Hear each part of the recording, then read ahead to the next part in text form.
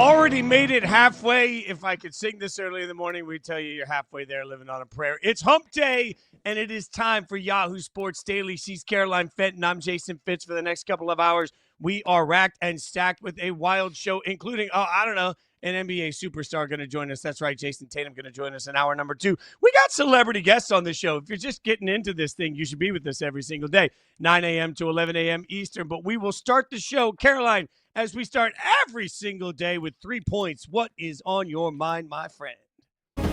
It was a great day in News sports updates last night. On the diamond and on the court in the WNBA playoffs. And the action started with an absolute thriller with the Phoenix Mercury tying the series up against Napheesa Collier and her Minnesota Lynx. So the Minnesota Lynx have never lost a playoff game in which they had a double-digit lead at half until last night. The Phoenix Mercury trailed by 16 at half, but a second half surge as Sammy Whitcomb three-pointer tied it in with less than a minute left.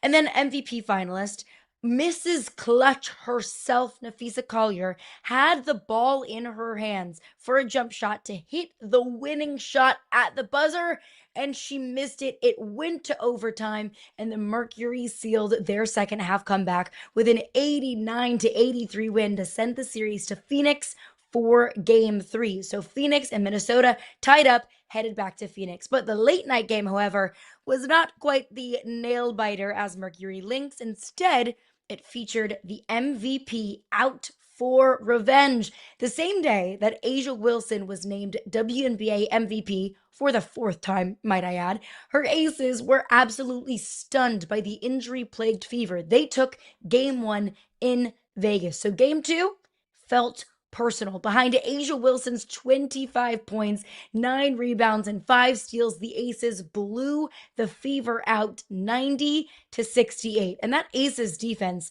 does not get talked about nearly enough. They forced 22 turnovers, held Kelsey Mitchell, who had 34 points in that Game 1 of round 2, to just 13 in that rematch. Not all peachy for the Aces, though. They'll head back to Gainbridge Fieldhouse in Indiana for Games 3 and 4, a rowdy place, an intimidating place to play. But round 2 of the WNBA playoffs are delivering, Fitzy. Yeah, you're not wrong. I mean, I'll be honest. Halftime of the first game, I went into the kitchen, I made my night snack and got everything together, flipped over to the baseball game, and then I flipped back and I'm like, all right, let's see what the heck? I'd say, hey, what a second half that was, and what an electric night of WNBA playoff basketball, mostly because the Aces won. I'll get you to my first point of the hour, and I think pretty shocking news for a lot of us around the college football community. Oklahoma State has fired head coach Mike Gundy per multiple reports. Obviously, he was 170 and 90 over 21 seasons with the Cowboys. That's right, 21 years. And that's what makes this surprising. Look, at the end of the day, is Oklahoma State good enough? No. Has the program seemed to lose its direction? I think so. And certainly it's been a minute since they beat anybody that actually mattered in college football. I understand all of those things. But when you're talking about a coach that's been there for over 20 years, you're talking about a coach that got his roots playing quarterback at that same school. When we think of Oklahoma State, we think of Mike Gundy. I really expected that Gundy would be gone, but frankly, I thought it would be in some sort of figurehead role like they do so often, where he transitions into something in the front office of the program moving forward, where he's still around it and everybody can get that big last goodbye and do it all in some certain kind of way. None of that happened. Now, it's important to note that Gundy is only 58. So he's got plenty of a career in front of him. And the question is, in the modern landscape, does he want to keep coaching or does he want to do what we all want him to do, which is go into TV? The fact is, the man is a quote machine, and his energy is absolutely palpable every time he walks into the room. He's one of the most entertaining faces of college football over the course of the last generation. That's why, to me, the opportunity to see him in the biggest platform possible, I could certainly imagine turning on a college football pregame show and just wanting to hear what Coach has to say. But then I also think about what he means to the sidelines and what he has meant to this program. As I mentioned, I won't take anything away from the fact that Oklahoma State hasn't been good enough, but I also look at a man that's 58 years old that has absolutely changed the lives of hundreds of different athletes that have come through the path of Oklahoma State and wonder, is his time on the sideline really gone? And the way we look at college football now and the way change is the only constant, it's hard for me to imagine, as you talk to so many coaches after they step away from the game, especially working in media, 3 or 4 years later, you hear the same thing. I miss it. I miss being around the kids. I miss being on the sideline. If there's any portion of Mike Gundy that wants to remain on the sidelines, I think there's somebody out there that will go around, look at the coach and say, hey, we're going to bring him in here. And, of course, he'll thrive wherever he goes. So whatever's next for Mike Gundy, we'll be watching and we'll be excited. In the meantime, Oklahoma State's got to figure out what's next, and that's a daunting task in the modern college football landscape.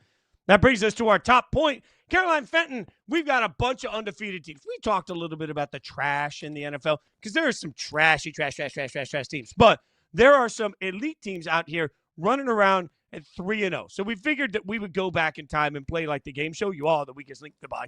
We'll figure out what the weakest link is for some of these 3-0 football teams. Let's start with the 3-0 team that, frankly, we've talked a lot about in all the positive ways. Can we find a weakest link for the Philadelphia Eagles?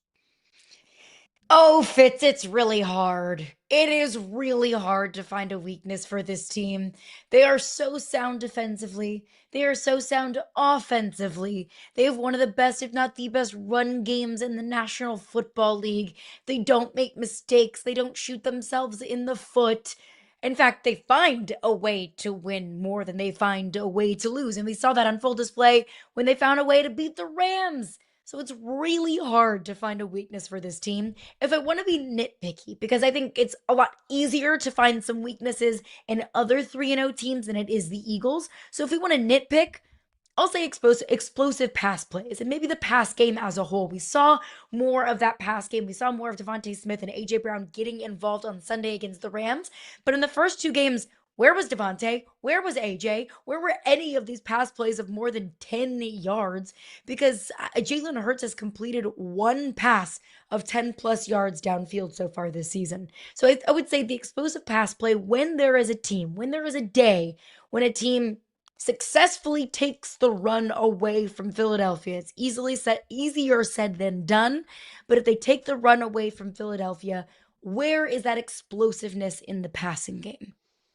I think you're right about the passing game, and also I've mentioned the second corner is a bit of an issue at times. I think that's probably pretty fair. But also, so there was this video game when I was a kid, all right? This is we're talking about video games that look nothing like video games now, called Mike Tyson's Punch-Out. And Mike Tyson's Punch-Out is a very famous video game from its generation. If you were lucky, you got to the point where you, as a tiny, tiny person on the screen, were taking on Mike Tyson, who was huge. And you knew that there was a button combo that could take down Tyson, but nobody could do it.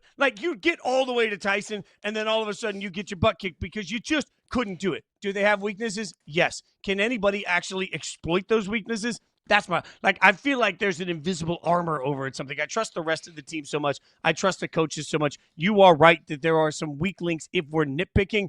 I just don't know that they're weak links that anybody's actually going to be able to attack. So I agree with you. I just think a little bit like Mike Tyson's Punch-Out. You got all that way, and then you still get your ass kicked.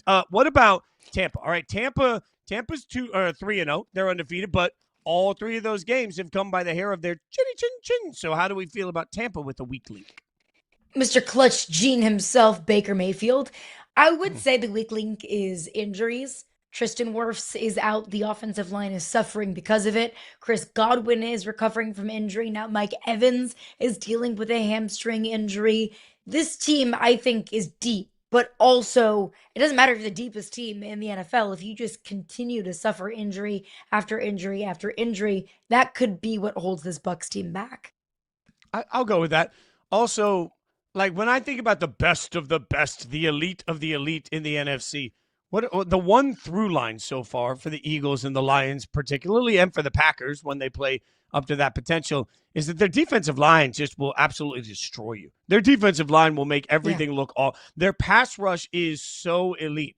And I look at Tampa, and their defense is fine, but that's not what defines this team. You're right. Injuries are going to be part of what will define them moving forward. I think in part because they don't necessarily, in my mind, have the same margin for error that some of the other teams have. They don't have a defense that can save them week in and week out. So while, again, I think we're nitpicking a little bit on a 3-0 team, and I've done it myself. I've come in, I called them fraudulent yesterday. Right? I'll admit that. Now I'm sitting here talking about the problems they have with their elite defense, and they are 3-0. So I get it. But I don't think I can talk about their defensive line with a clean conscience anyway. I can't talk about their defensive line in the same breath as I can talk about Phillies and I can talk about, Detroit's and I can talk about what Green Bay can do now, particularly with Parsons. And then I think about Caroline, like that's how you beat quarterbacks. Like the book is out. Like at this point in a copycat league, how you beat great quarterbacks is you knock the you-know-what out of them over and over and over again. I fear Tampa Bay doesn't have a defense that can do that. This isn't the Tampa Bay defense that maybe Tom Brady stepped into. Like, that was an elite defense in that 2020 season. And I would say another thing that kind of concerns you, because you're right, that Tampa doesn't have that defense or that one, defensive star like the Lions have in Aiden Hutchinson or the Packers have in Micah Parsons. They don't have that one guy that you have to account for, that one guy that every offensive line is looking at and saying, we're going to sell out to stop this guy. I'm also a little bit concerned about, and look, this is me looking into my crystal ball a little bit, things that could stick out as potential issues down the road. Because you're right, all of these teams are 3-0 that we're talking about. You take the wins and you move on and you live to die another day. But we're just kind of looking into our crystal ball of what could potentially be an issue. If my concern is injury, Baker Mayfield's style of play, I would say, is much more conducive to injury. Baker, DGAF. And that's one of the things that I love about Baker. That's one of the things that I think can make him a Superman in the final 2 minutes of any game. The thing that has gotten the Bucs to 3-0 is the way that Baker's not afraid to put his body in the line of fire. That giveth and that taketh away. You are right about that. Makes me a little bit nervous. What about Indianapolis 3-0? I've been the king of the Indianapolis train, speaking of being a little nervous. What's the weak link, goodbye, for the Indianapolis Colts? I think the weak link for Indianapolis is legitimate competition, which is what we're going to get this weekend when they take on the LA Rams. And look, I want to take nothing away from Daniel Jones and what he's done, how he has stunned me and probably the entirety of the football world. They've punted once in 3 weeks. That's no accident. But they did it against the Dolphins, the crummy, crappy Dolphins who are competing for a top 3 pick in the draft this upcoming draft rather. The Broncos, who look like they're still figuring things out. A Broncos team that don't look as dominant as I think we expected them to, or I expected them to. A defense that doesn't look nearly as, tight shut as I expected them to. And then the Titans, who are terrible, who are also going to have a top 3 pick in this upcoming draft. Let's see you do it against the Rams, right? Let's see you do it against the Chargers. Let's see you do it against legitimate playoff and Super Bowl contenders that they have upcoming on their schedule. I agree with that. I will say this. The thing that will be the weakness to them is if Daniel Jones starts Daniel Jonesing. Like that's the biggest thing. The unknown here. Said is the leader of the Daniel Jones street team and is the president of his fan club. I think the fear is going to be, will Daniel Jones? And that, in fairness, didn't we do that all last year in Minnesota? Right. When we see reclamation projects, we constantly look at it and say, okay, I realize everything's good. Will it remain good? And that becomes the real question for the Colts. I think it will, because I think, by the way, sneaky, I think Shane Steichen is quickly proving to the league that he is one of the best offensive coaches in the NFL. And I think by the end of this year, Shane Steichen's going to be talked about the same way that we talk about Sean McVay and Kyle Shanahan and KOC. Like, I think Steichen can actually get into those conversations with this relationship with Daniel Jones. But you're right. I mean, Monday, I'm either going to walking into work with my tail between my legs because finally the real Colts showed up, or I'm going to be just even swaggier, which I don't know if is possible with the Colts. Weak link for the Buffalo Bills at 3-0. I'll just say this, Caroline. The weak link for the Buffalo Bills is Kansas City. There's nothing wrong with this football team. The weak link is that no matter what happens, the Bills could go 17-0, and I hate this for Bills fans. The Bills could go 17-0. And all that will do is make Bills fans more nervous because they'll be like, well, it doesn't mean anything if we don't win in the playoffs, right? So, but the weak link for the Bills is that nothing that in the regular season matters. And until we actually see them in the Super Bowl, nobody will take a sigh of relief. And even then, I don't know that they will. That's the weak link. I mean, even though the Chiefs have started the season 1-2 and they haven't looked all that inspiring, I still have to think that man right there in the red jersey gives everyone in the city of Buffalo nightmares. So you're not wrong, Fitzy. You're not, because that has been what has been standing in the Buffalo Bills' way, what has been standing in the Baltimore Ravens' way all of these years is the Kansas City Chiefs and Patrick Mahomes and Andy Reid and Travis Kelce. Like, if Patrick Mahomes didn't exist, if the Kansas City Chiefs weren't the dynasty that they currently are, how many Super Bowls would Josh Allen have?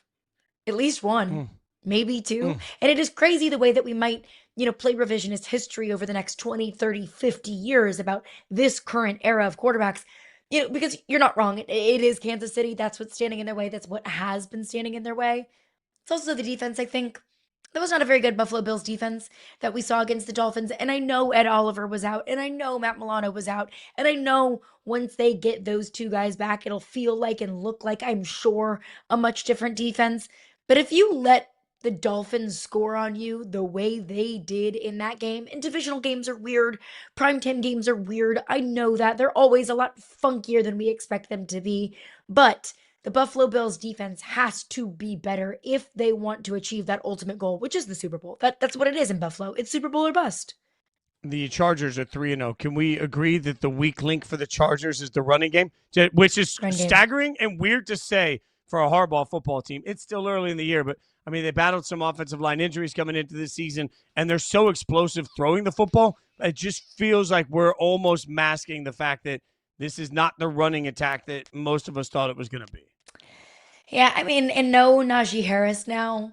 How much does that do to the run game? I don't think it's going to be crippling for this run game. I really don't. That's no disrespect to Najee Harris. It's more so, a hat tip to a Marion Hampton. But yeah, the offensive line and run game being question marks for a Jim Harbaugh coach team. Like, what year is it? What dimension are we in? But yeah, it's the run game. Is that the one weakness? Is that the one thing? Yeah, that's the fatal flaw. Everything else about the Chargers is good enough to win a Super Bowl. Yeah.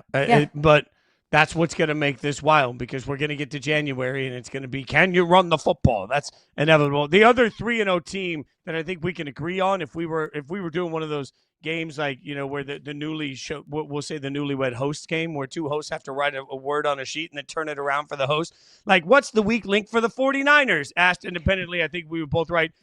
Injuries, 1, 2, right? 3, injuries. There we go. She did that much better. No, I mean, it's just part of the culture of who the 49ers are. And it sucks, and it's heartbreaking for 49ers fans. It's just your weak link is that we never know who's actually going to be on the field. I now know Nick Bosa. George Kittle's been dealing with an injury. Juwan Jennings has been banged up. Brock Purdy is off the field. You can't trust Christian McCaffrey to stay healthy. So what's left? What is left on this team? And it is so impressive to me, Fitz, that throughout all of these injuries, the 49ers have still found ways to win. Even with Mac Jones, even with all of the injuries that have been plaguing this team, not just over the last 3 games, but over the last couple of seasons, this team has still figured out a way to be 3-0. But I can't bet on this team to continue to find ways to win if they continue to get bitten by the injury bug the way that they have.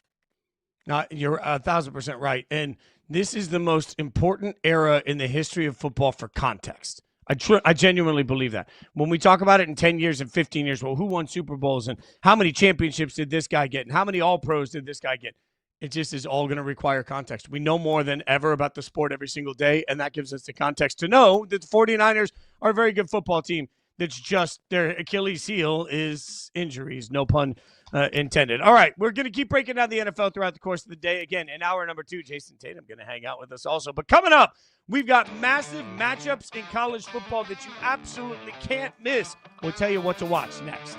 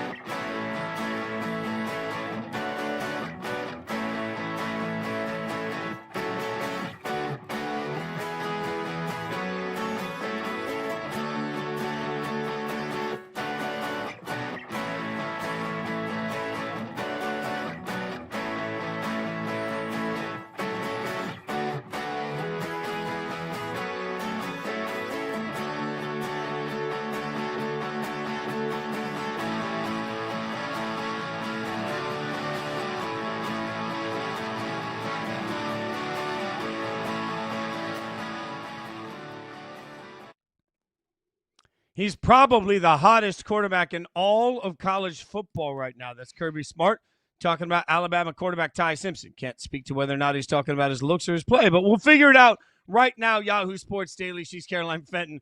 I'm Jason Fitz, and it is the SEC showdown that we are all waiting for Saturday night. Georgia taking on Bama. This game, absolutely. Are you buying this? Are you buying Kirby? I mean, Kirby's, giving Ty a little bit of love. You buying that Ty Simpson, hottest quarterback? I don't know. I feel like the hottest quarterback in all of college football right now is the quarterback that Kirby let walk out of that building, Paul.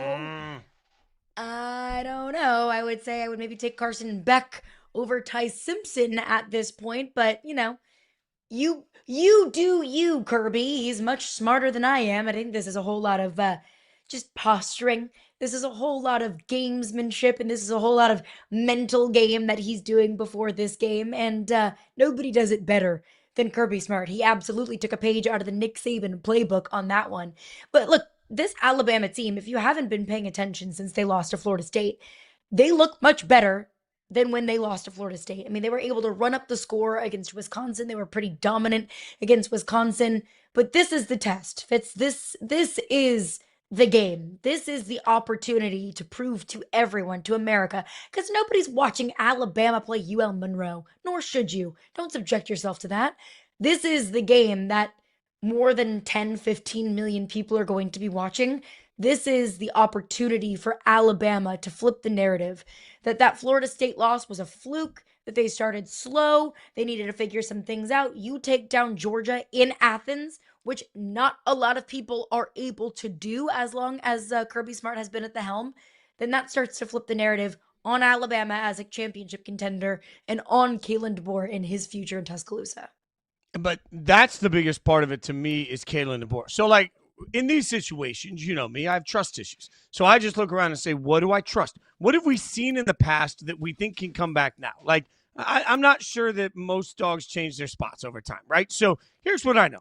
I know that Kirby Smart is one of the smartest coaches in all of college football. I know that Kirby Smart is great at designing things that complicate the lives of quarterbacks. So I'm looking at Ty and saying, man, I don't care how hot you've been. Now you're coming in, Ty Simpson, going to have to take on Kirby Smart. That, to me, is just a handful, right? We're asking Kirby versus Ty. And if that's the real matchup, we always make it quarterback versus quarterback, which is asinine. They don't face each other. Kirby Smart's game plan will directly impact Ty Simpson. I do not believe Ty Simpson is going to be ready for what Kirby Smart throws at him. That's just plain fact. So then you just mentioned Kalen DeBoer. That's the other part of this. Do I trust Kalen DeBoer to be on the opposite sideline of Kirby Smart and to have the same impact to his team that Kirby has to Georgia? No, I do not. So to me, when I look at this game, like, I understand it's Georgia, it's Alabama. I also think we were spoiled by a generation of Georgia versus Alabama that had the two best coaches in the business for the last several years going at it with rosters that were just stacked and equal in all of these different things. Georgia still has a ton of talent. Kirby is still the coach over there. I know Alabama has the talent, but have we seen anything at all from Kalen DeBoer at Bama that makes us believe that Kalen DeBoer is going to have this team ready to outplay Georgia? I just don't see it. I think Georgia rolls in this game. We do. Go ahead. The game last year, Kalen DeBoer beat Kirby Smart and Georgia last year. Now, granted, it was in Tuscaloosa, and I do hear you that everything that we've seen this year, like, if you give me Kalen DeBoer or Kirby Smart, I'm taking Kirby Smart 7 times a week and twice on Sundays. But that's what I said last year, too. That's probably what you said last year. That's what we were all saying last year. Yet, Kalen DeBoer was still able to find a way to beat Georgia and dominate them in the first half. Dominate them in the first half with a quarterback that, for whatever reason, Carson Beck, like, I put a lot of last year's failures on two things. Carson Beck wasn't the best of himself, and those wide receivers couldn't hold on to a hot potato for anything, right? Like, sure. Those wide receivers last year led the nation in drops. That has not been the case this year. And I don't know what is fixed to that for Georgia. I don't know why that has changed for Georgia. But to me, last year, the state of that game, and remember, we were doing a college football show together last year, and at halftime, we were ready to record our show. It was like, this thing's over. I can't believe it. And then all of a sudden, it's like, it's not over. Georgia woke up. Look, I understand that they got that last year. They got the better of that because they had a quarterback on one sideline that melted down. While I don't necessarily trust, or an offense, I should say, that melted down. I don't really know what we have in Gunnar Stockton yet, but I know what we don't have. We don't have a Georgia offense that can't seem to move the football, and that was the case last year. I think Georgia beat themselves as much as Alabama beat them last year. I know Bama fans don't want to hear that. I just think Georgia beat themselves. I don't think that's going to happen 2 years in a row. So how much of that credit last year comes to Kalen DeBoer doing something absolutely epic on the sidelines for Alabama, and how much of that comes to over and over and over Georgia beat themselves? You think they haven't been watching that film all year since then? I just don't see Georgia doing that to themselves 2 years in a row. I don't either. I don't see Kirby Smart getting got 2 years in a row. I also don't see Georgia losing at home. For those two reasons, I'm taking Georgia to win this football game in a very close game. But you mentioned the Kirby Smart defense and throwing things at Ty Simpson that he's never seen before. And yes, that's wholeheartedly what I expect. I also expected that against Tennessee. I also expected Kirby Smart and Georgia to do that 2 weeks ago at Tennessee, but instead, Joey Aguilar threw for 371 yards. That Tennessee offense put up over 500 yards. That Chris Brazzell had 177 receiving yards and 3 touchdowns. No disrespect to Chris Brazzell in the slightest, because I think his draft stock is starting to skyrocket. But I will take Ryan Williams and Jeremy Bernard and Isaiah Horton, the receivers at Alabama, over Chris Brazzell in that wide receiver core at Tennessee. So if Georgia's secondary got so just cooked and toasted by that Tennessee offense, I think these Alabama receivers are better. Now, with all that being said, Kirby's specialty is a secondary. Kirby Smart is a safety himself. I don't think that he's going to let his secondary get cooked again like that, like they got cooked by Tennessee. But I think that Alabama receiving core is better than Tennessee's. So Georgia's going to have to make some major adjustments, because 370 passing yards against Georgia, that is crazy. And that's credit to Joey Aguilar, and that's credit to Josh Heupel and that offense. But that secondary is going to have to make some massive adjustments. But that's the biggest part to me. I believe today on a neutral field, Tennessee is better than Alabama. And I believe right now, if I needed one of those two coaches, if I needed Josh Heupel or Kalen DeBoer for one game right now to come up with an offensive game plan, Heupel. I'm taking Heupel over Kalen DeBoer right now. So to me, the better coach in that the better coach of the two we're talking about, yeah, there might be more talent at the wide receiver position. I think that Tennessee team is better than Alabama. And by the way, Georgia still won that football game on the road. It might have been a miracle win, but they still won that football game. I think Georgia rolls by 2 touchdowns. Like I'm taking Georgia 2 touchdowns. I'm going big. I'm going big on this. 2 touchdowns. I say Georgia wins it like by a field goal. I think it's going to be close. I do think Georgia wins it. Georgia just does not lose in Athens. But when these two teams meet, when it is a battle of the heavyweights, a battle of the juggernauts in the SEC, I can't see either of these teams running away with it. You're right. I just don't think it's a battle of 2 heavyweights. I think it's a battle of 1 heavyweight and 1 midweight, whatever you call that, lightweight, featherweight. What are we gonna one middle of the pack team? How are you feeling? You got that LSU helmet behind you. Another huge SEC showdown this weekend. We've got LSU, Ole Miss. We've got the Lane Kiffin and his daughter bowl. I don't know what to make of it, but social media has made it a delight as LSU, as we have all found out that Landry Kiffin. She let the world know that she's in a relationship with LSU's star linebacker the week of this game. What do we think? Landry Kiffin and Whit Weeks have set the internet ablaze. Not only the internet, but probably Lane Kiffin himself as well has probably pissed off about it. I mean, to hard launch your boyfriend who plays for LSU the week that your father, the head coach at Ole Miss, plays LSU is crazy work. I mean, Lane Kiffin is a master social media manipulator. That's maybe a gene that he passed down to his daughter Landry, and I do love this. Whenever it was pointed out that, Landry posted a picture with Whit Weeks, LSU star linebacker, like you said, Fitzy, Lane Kiffin said, take the over. He's going to be running up the score. He's going to try to run up the score at least. Try to run up the score. I don't know who can run up the score, frankly, Fitzy, against this LSU defense. This LSU defense is elite. This is the LSU defense that I know and love. This is not the LSU defense of 2022 that was giving up 50 points a game and 50 points to this Ole Miss team. So this one's fascinating to me because I think it's strength on strength and weakness on weakness. Strength of LSU's defense against the strength of Ole Miss's offense. Trinidad Chambliss, their backup quarterback, might be even better than Austin Simmons, their starting quarterback. And then weakness, LSU's weakness has been offensively. Running the football, they're 83rd in the country in running the football. Garrett Nussmeier hasn't been that kind of gunslinger as much this season as maybe we saw last year. Ole Miss's defense is truly horrendous. Ole Miss is the 121st ranked run defense in all of college football. So if LSU is going to get this run game going, this offense going against anybody, it's going to be against this leaky Ole Miss defense. Which they So I'm a will. little That's nervous. how they will. I'm nervous. This game's always weird. Yeah, I'm always LSU's gonna crush time of possession, keep Lane's offense off the field, and LSU's gonna roll away with it. It's pretty easy. All right, she will never be as confident. Your as lips to God's ears. Go Tigers. Yeah, the group text will be ablaze on Saturdays. That's not the only big college football action. We've got a massive matchup in the Big Ten. We will tell you about it next. Can James Franklin finally beat a decent football team? Yeah, I said it.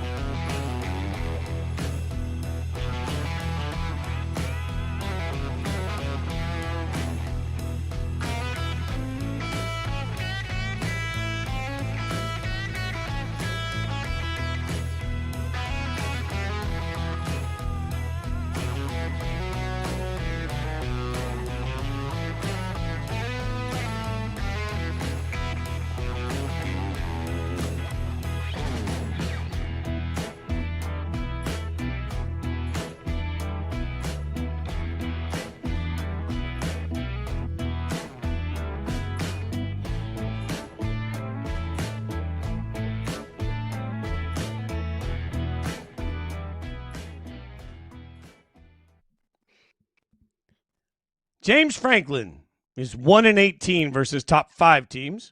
Let's expand it. 4-25 versus top 10 teams. 16-37 versus top 25 teams. Dan Lanning, 2-2, 4-4, 10-6. Why is that important? Because those are the two coaches that will take each other on head-to-head in a massive matchup in the Big Ten. Penn State taking on Oregon, Caroline Fenton, Jason Fitz. And look, we got to talk about James Franklin here. I just want to say I think Oregon might be the most forgotten team in college football this year. Like, they were undefeated last year. I know a lot of change. Why? I don't know. Why do we forget about Oregon? Do we have East Coast bias, Fitz? I just think everybody's like, yeah, fine, Oregon. But part of the reason that I look at it and say, man, Oregon's got the opportunity to make a national statement is that, let's be honest, James Franklin sucks in big games. Like, it's just that's a trend at this point. And if he gets this win, I mean, you could argue, Caroline, would you argue that this would be the biggest win that he's had at this point?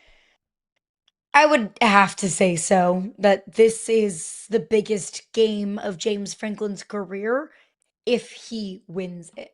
If Penn State loses, this is just kind of same shenanigans, different year. We've just kind of grown accustomed to Penn State being the bridesmaid and not the bride, always beating the teams that they're favored against, but not quite beating the teams that they are not favored against. The Ohio States, the Michigans, the Oregons of the world. I would say beating Oregon is far bigger than winning a playoff game or winning 2 playoff games. because Penn State beat SMU and beat Boise State in the first and second rounds of the college football playoff, respectively.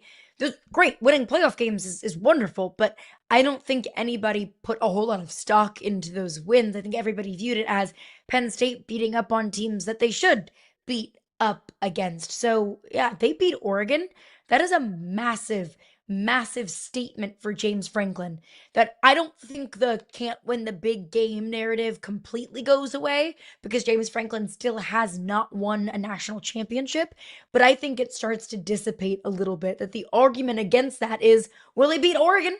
An Oregon team that looks like a wagon. The problem with this is it's Oregon. So the reason that this game really isn't that consequential to whatever the conversation is around James Franklin is because I'm not sure Big Ten fans even really respect Oregon as part of the Big Ten still. Like, it just doesn't have the same weight. It doesn't have the same gravitas. Well, no, but like they're the ones having the convo, right? Like, because you're right. Last year they won 2 playoff games, and we said it at the time. I remain consistent. Fans will still be like, well, what'd you really do? You beat 2 bad teams in the playoffs. Huzzah. Like, at this point, he's judged by Michigan, Ohio State, and playoff wins. And that's why this game actually doesn't really matter all that much. If Penn State wins by 5 touchdowns, but then loses a substantial game to another program that gets, if they lose to a Michigan or an Ohio State, then the narrative comes right back. If he wins this game by 5 touchdowns and they get blown out in the playoffs by Alabama, this narrative comes right back. So unfortunately, while this is a big game this week, and I think it's going to be an electric football game, I don't think it's a narrative changer because Oregon doesn't provide that as a rivalry, and the game just isn't big enough for that. And maybe that's why Franklin will win because, I don't think there's all that much pressure on this other than the fact it's 2 really good football teams taking each other on. I think the people that come into this game not necessarily feeling pressure but feeling charged up at least isn't Penn State, it's Oregon. Because if I'm Oregon, I am pissed off that nobody is stopping and saying, wait. Look at how good this Oregon team has been. I am angry that Dan Lanning doesn't seem to get the same casual conversation about being one of the greats in this business that everybody else gets, and he should. And I'm pissed off that you're still talking about last year, a team that got a terrible playoff draw and then lost in the playoffs, and because of that, we just forgot the entirety of their regular season. I don't know, Caroline. I don't remember the last time a team coming off a season like last year that has the coach in place and has the processes in place and the program in place was as forgotten as Oregon can be. And I think that changes this weekend. They'll come in with just the thunder of the gods to make a statement to the college football world. We talk a lot about Kirby Smart having that uncanny ability to create bulletin board material from nothing. That comes from the Nick Saban school of coaching. So does Dan Lanning. Dan Lanning has that ability as well. Dan Lanning can create motivation from anything and from anywhere. And I think you're right that will be kind of a message that he reverberates in the locker room. Nobody's paying attention to you. Nobody's paying attention to us. If we do this against Penn State, everyone is forced to pay attention to us. Unfortunately, though, if Oregon does, let's just say, go in and blow Penn State out by 3 touchdowns, yes, that is a massive, statement on their resume, but the narrative will still be about Penn State. It won't be about, look how great Oregon is. It'll be look how much Penn State blew it. Look how few big games James Franklin is able to win. Is Penn State the same Penn State they've always been, and we just overvalued the amount of retention they had from last season? Did we just overvalue the whole bunch of St. Mary's School of preschool that they've beaten up on so far this season and can't beat the Oregons and Ohio States of the Big Ten? Yeah, you're probably right, but we'll stop that on this show because we'll be pro Oregon when they go in and whoop up at Happy Valley. What about any shot that Washington shocks the world? Ohio State open as a 14-point favorite down to 8.5. Vegas seems to see something. You think there's an upset brewing? No, I don't. I do not think that there is an upset brewing, but I do think the path to victory for Washington is through Damon Williams Jr. and Jonah Coleman. Damon Williams, their quarterback, is their second leading rusher on that team. He's running the ball for 6.5 yards a crack. Jonah Coleman, their running back, running for 6.8 8 yards a crack. Those two, that quarterback running back duo, are lethal on the ground. Ohio State still has had to overhaul their defense. They have had to replace 8 starters on their defense from that national championship team. They gave up over 4 yards a crack to Texas. Texas still ran the ball for about 170 yards on the ground. So I think Ohio State's run defense is still rebuilding. Now, they've been able to find ways to win despite that. And credit to Ohio State, credit to their defensive coordinator, and credit to all of the talent they've collected on that side of the ball. But if there's a path for Washington, it's on the ground. Game is in Washington. So for all you degenerates out there like me, keep an eye on some of those first half numbers, because a slow start wouldn't surprise anybody for Ohio getting out to Washington. All right, we are off to a fast start on this show. Look at me. You can just tell I'm salivating for a weekend of gambling action. But coming up next, we will get Joe Pomp's thought. Joe Pompliano going to join us. Ton of business stuff going on in sports right now, including Ryder Cup pay conversations. We'll talk about it next.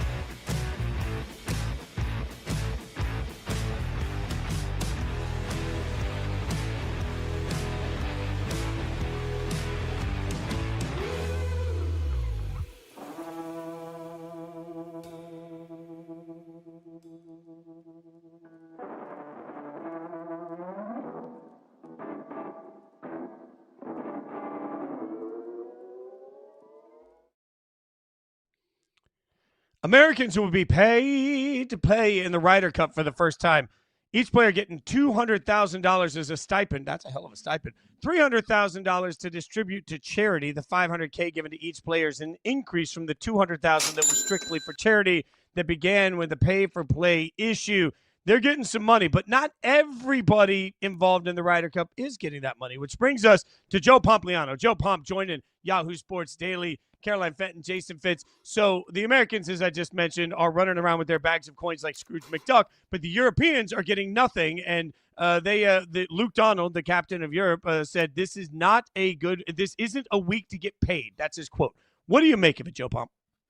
Yeah, I think this is in true Ryder Cup style, sort of head games from Europe. If you think about what's really happening here, this is a very small percentage of the money that's going to be made this week. Since 1999, there's always been the charitable part of this. So traditionally, players have received $200,000 that they have to donate towards a charity. That's great. It's awesome. It's helped a lot of people in their local communities. But last Ryder Cup, Patrick Cantlay made headlines by not wearing a hat. Rumors came out that it was because he wanted to be paid for playing in this tournament.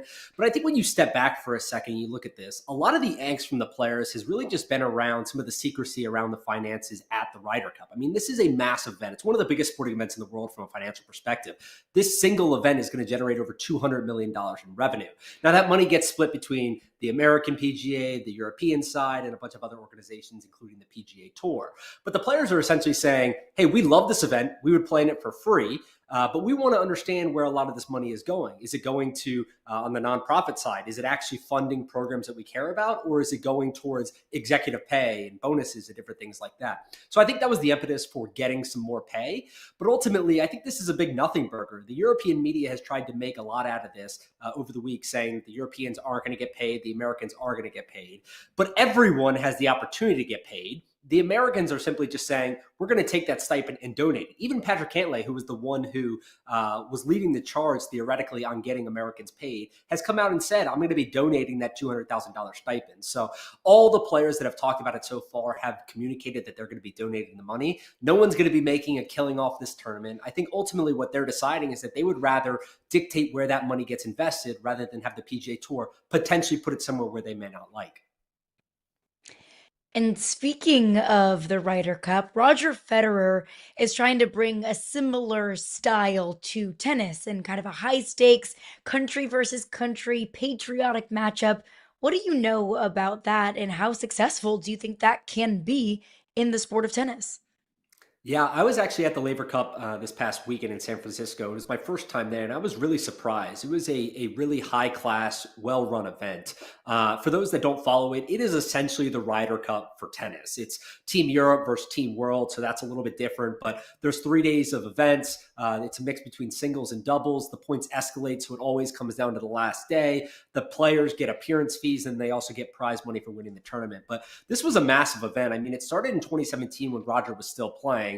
And the thought process was literally that, to go develop a Ryder Cup for tennis. And now we're here in 2025, 8 years later. He's been retired for a few years now, and the event is more profitable and bigger than ever. This one event alone brought in $50 million over 3 days. 20 million of that was in ticket sales, 20 million in sponsorships, and the rest in merchandise and other things like that.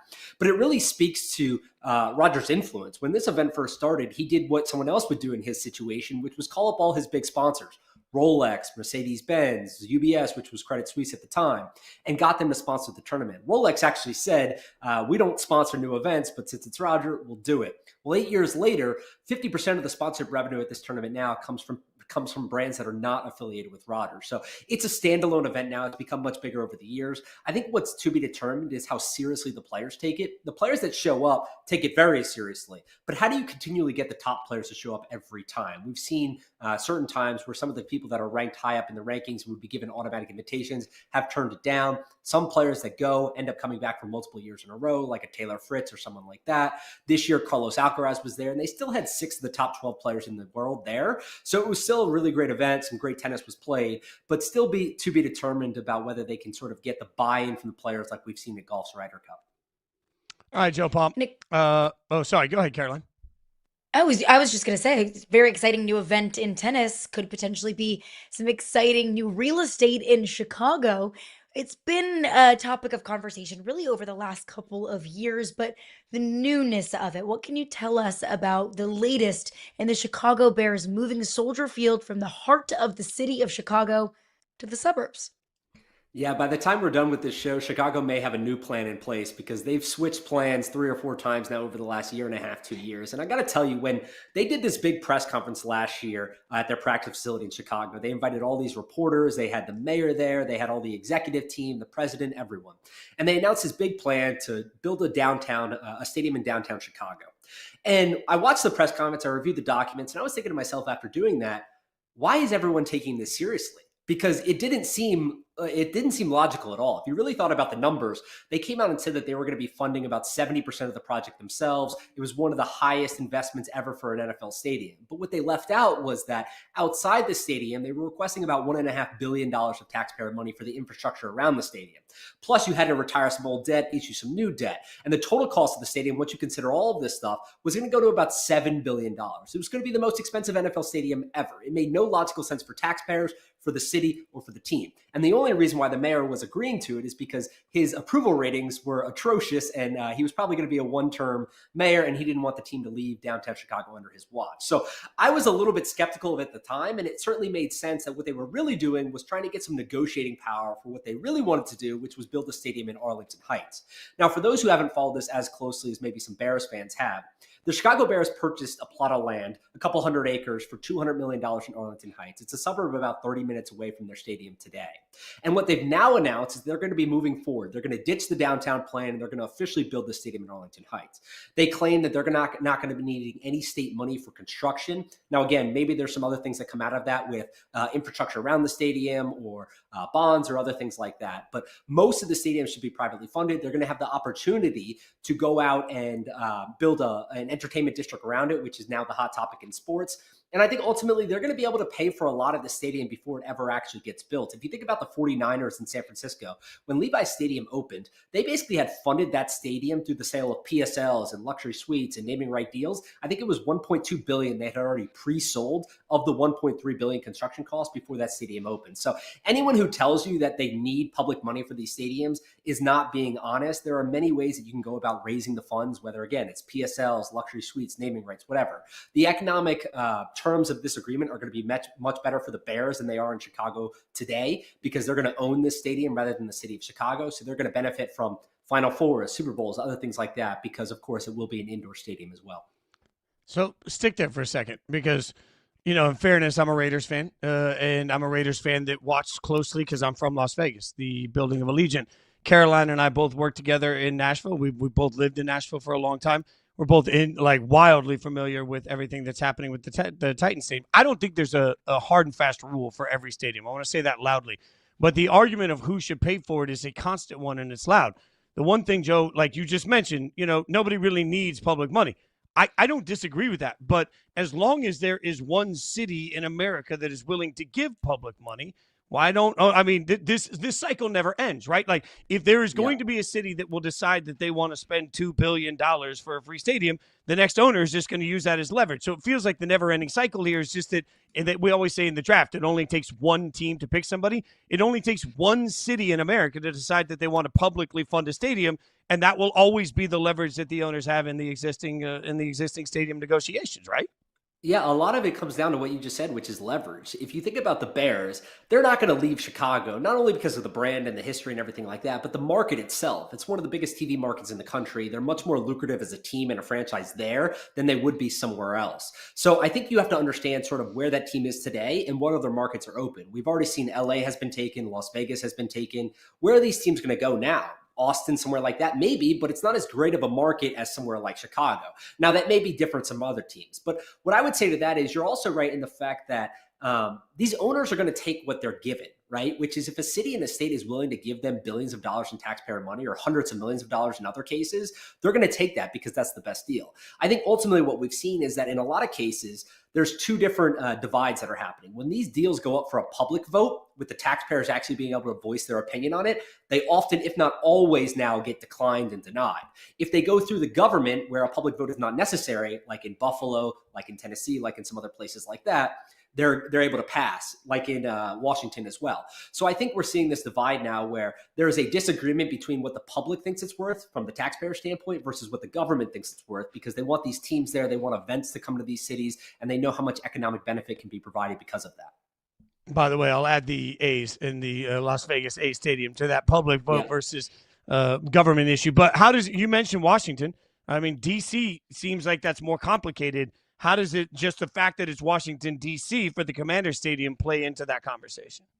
Yeah, so I actually think DC is a great example of how you can use some public money and still get a great deal for both the taxpayers and the team. If you think about where DC is going to be, it's on the site of the old RFK Stadium. That land is currently vacant right now. The stadium is empty. They're going to demolish that and build a new stadium there. So Washington is basically taking advantage of this land that is empty, and they're going to build a world-class stadium there that's going to be able to host all the big events. But then if you dive into the details, anyone who hasn't seen this yet, I actually recommend doing it because it gives you great insight into how these deals are structured. The Washington Commanders released a term sheet on it because they're using public money. So you can literally go through line by line and seeing exactly what the state and the city is giving them and what they're doing in return. And it's a really great partnership because they're getting a lot of tax benefits in lieu of public money. So an example of this is Washington is actually going to own the physical stadium and the real estate around it. Instead, they're going to charge them a $1 per year lease, right? So they're essentially getting it for free, but they don't own it. In return, they're also not going to be charging them sales taxes on the PSL. So that's another couple $100 million in financial benefit that is not coming directly from taxpayers.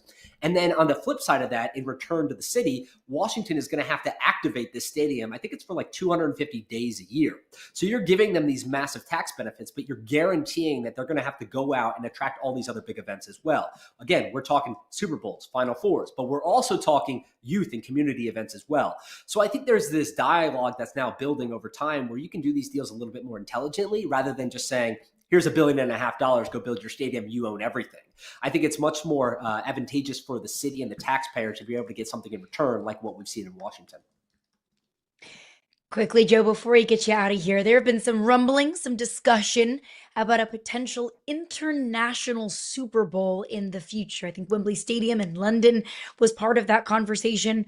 What could the potential impacts for local, United States stadiums that have spent all of this money in order to get a Super Bowl, what could the impact be on the NFL potentially going overseas for the Super Bowl?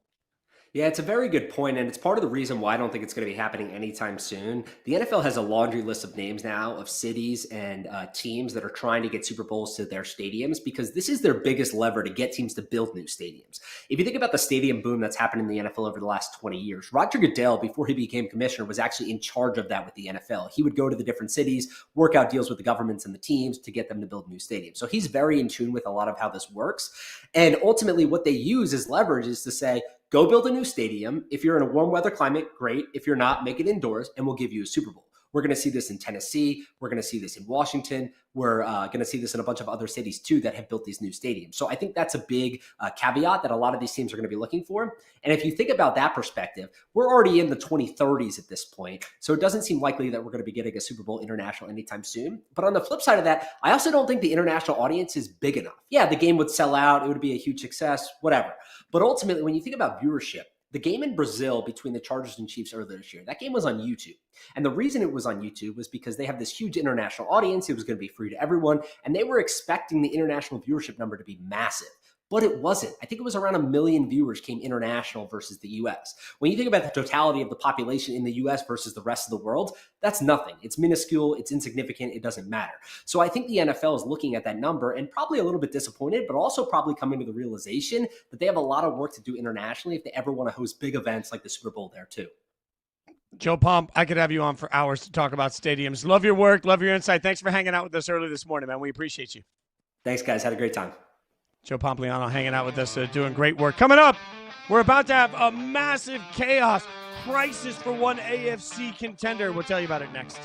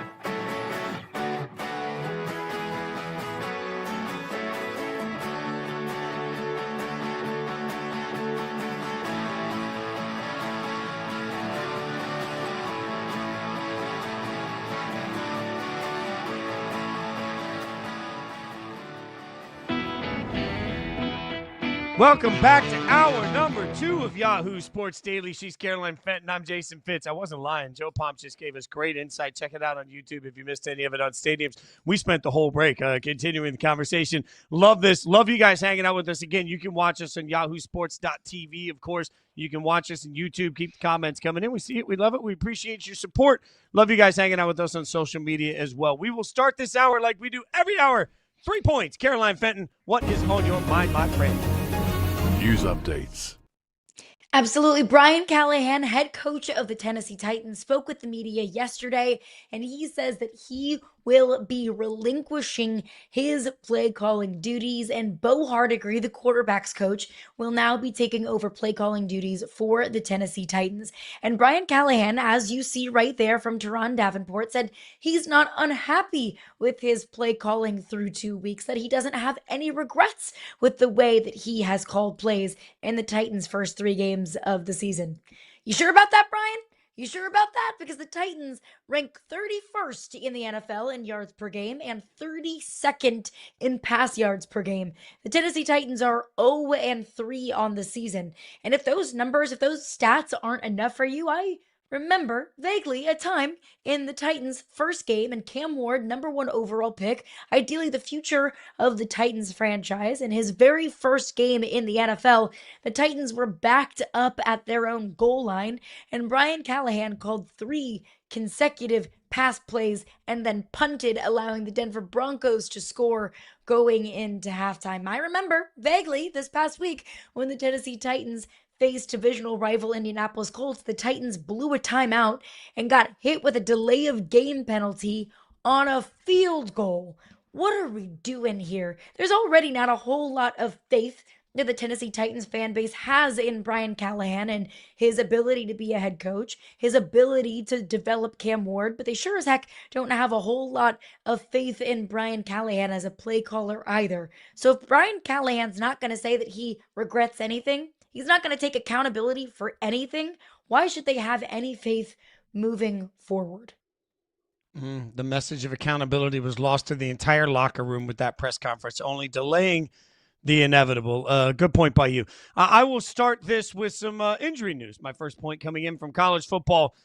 Your Heisman hopeful, your Heisman favorite in many sports books is now going to undergo hand surgery as we find out that Oklahoma quarterback John Mateer injured his throwing hand and will have surgery on Wednesday. This is an unfortunate, remember, this happened in the first quarter against Auburn, according to head coach Brent Venables. Happened in the first quarter, and he stayed in the game. In fact, threw for 271 yards, led his team to a victory, which was a huge part of it. But the quote from Brent Venables, after consulting with medical experts, it became clear that surgery is the best option for John in his short and long-term future. He's extremely disappointed. He will miss some game action, but is eager to correct the issue and move forward.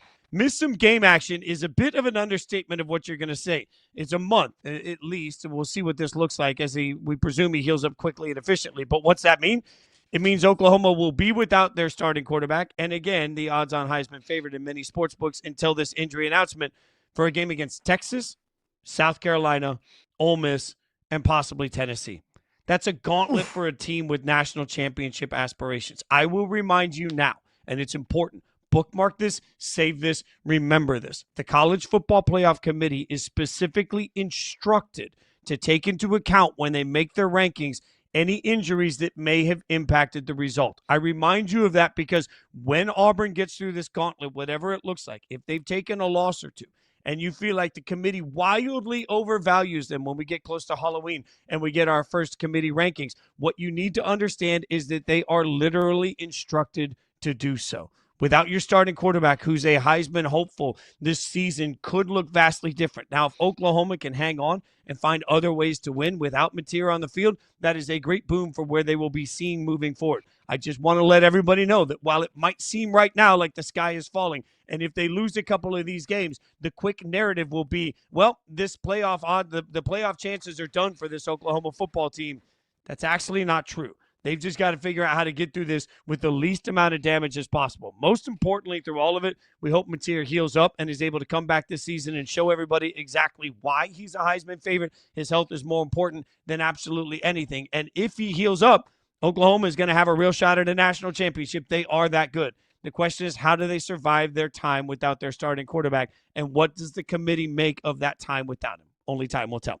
All right, let's get to our top point. Speaking of chaos, speaking of absolute, oh my God, Kermit the Frog running around like waving his arms in the air all over the place. We are going to have that Monday morning. We're going to have that Monday morning based on one NFL game because the Ravens play the Chiefs this weekend. Now, why is that a big deal? I just like to remind you of the records. The Ravens are 1-2. The Chiefs are 1-2. It's been a full decade since either the Ravens or Chiefs started 1-3. Both started 1-3 in 2015.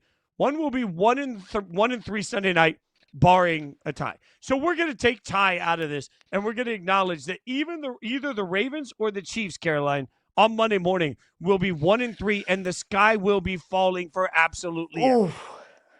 I mean, I would love to buy a ticket for a front row seat for the absolute meltdown that is going to be happening in either Baltimore or Kansas City. I'll be tuning in to all of the local sports talk radio shows.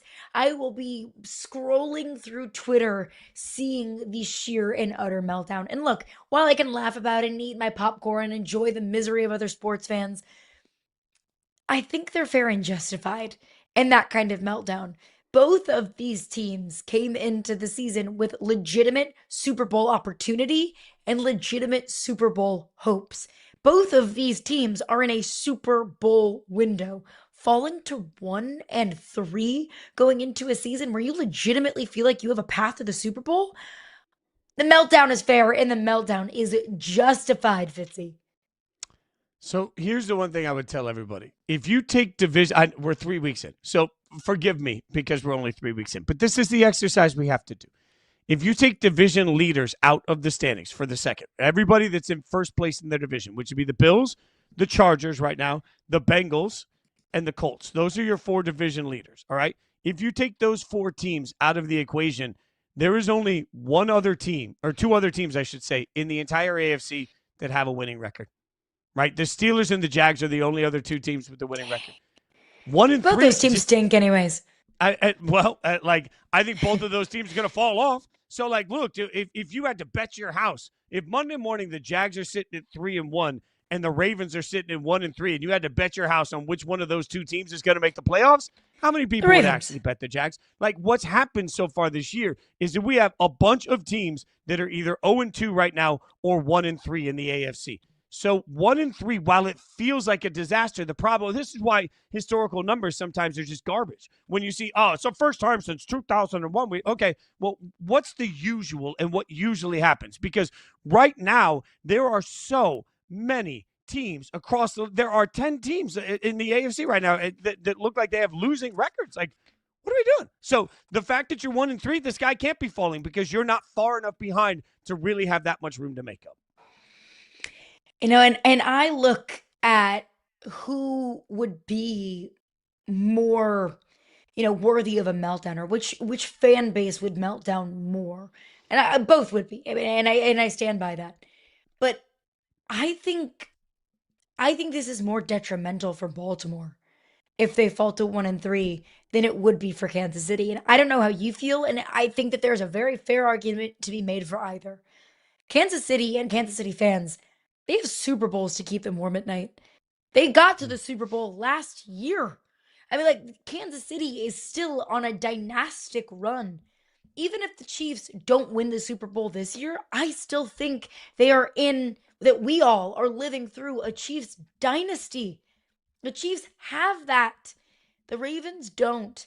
What the Ravens have to keep them warm at night is blown double-digit fourth quarter leads and a lack of playoff success.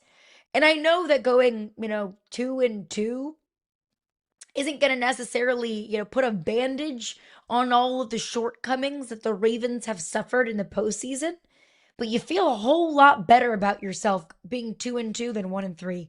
You feel a whole lot better about yourself if you have a win over the Kansas City Chiefs versus a loss to the Kansas City Chiefs. So I think Baltimore needs this more. 100%. The other thing is that the Chiefs have a light at the end of the tunnel. If you are a Chiefs fan, all you got to talk yourself into right now is, hey, let's just get into the playoffs and we'll be fine because we're the Kansas City Chiefs. And we're going to get Rashee Rice back, and Xavier Worthy's going to get healthy, and we're going to be just fine. I say it almost every day on this show, but I think it's real. If you're Baltimore, like if you're Kansas City, you've got Andy Reid, you've got health coming back to you, you've got playoff success in the past, you've got just the thing that we talked about the other day. You even sneak into the playoffs. You sneak into the playoffs, and everybody will say, oh, don't want to play Kansas City in the first round. Like, that's the advantage you have because of all of the success you've had for years and years and years. If you're the Ravens, there is no light at the end of the tunnel that suddenly changes things. This isn't injury-induced.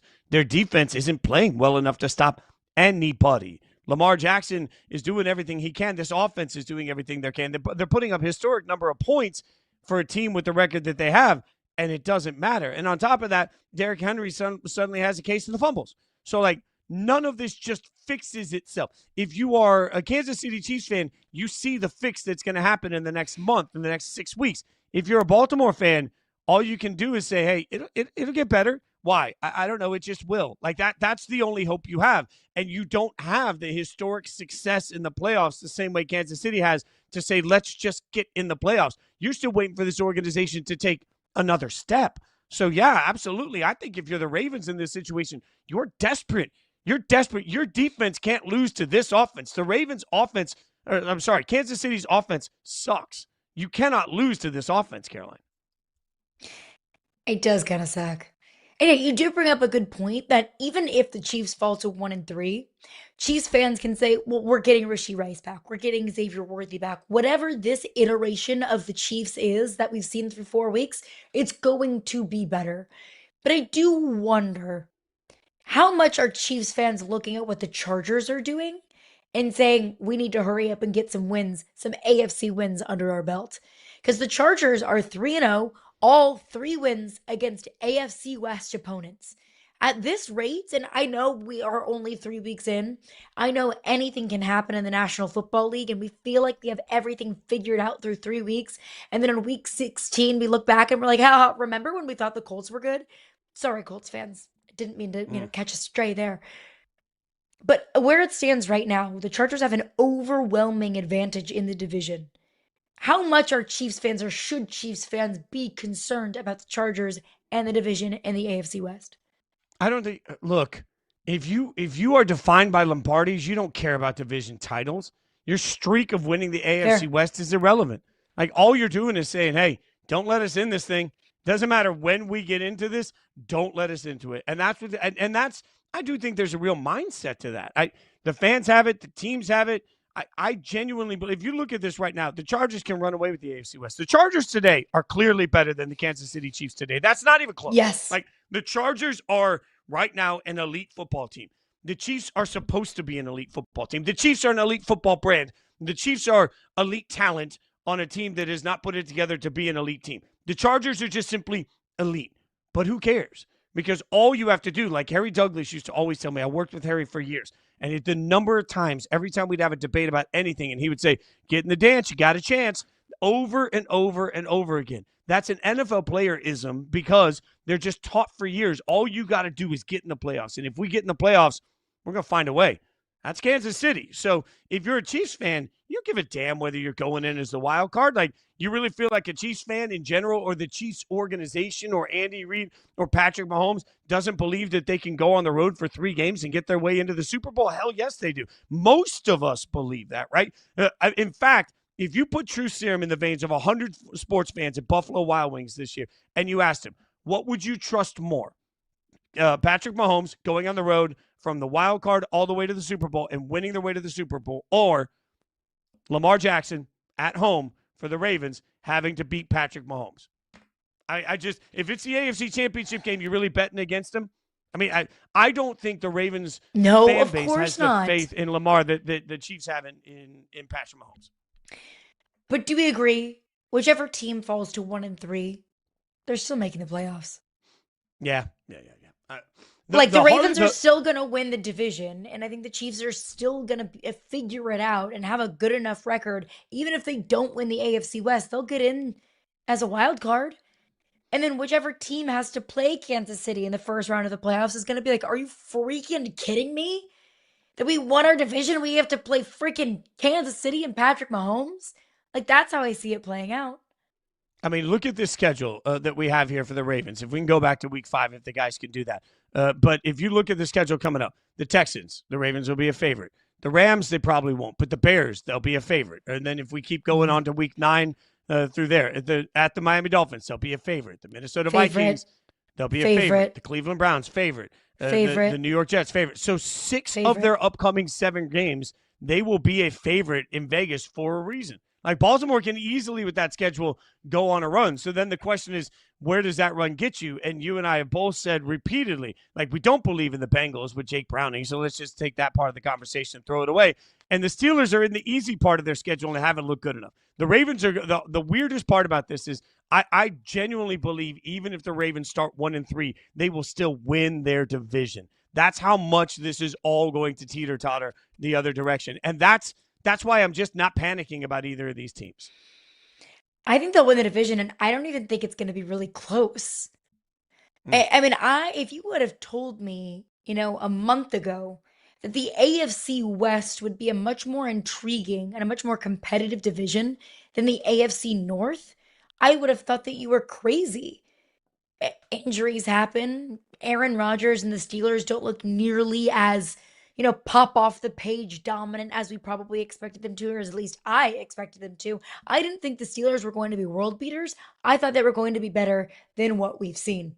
So I think the Ravens falling to 1-3, they'll figure things out. I'm not worried about the Ravens. I'm definitely not worried about the Browns or Jake Browning or the Pittsburgh Steelers all of a sudden figuring something out and figuring things out to the point that they leapfrog the Baltimore Ravens. Yeah, and to the other side of it, as I said, the Chargers are elite. I believe that Sean Payton and the Broncos will figure it out, even though I will acquiesce that the Broncos haven't been quite as good on the field as we thought they would be coming into this season. I believe Kansas City could start 1-5 and still make the playoffs. They will be right when they are healthy.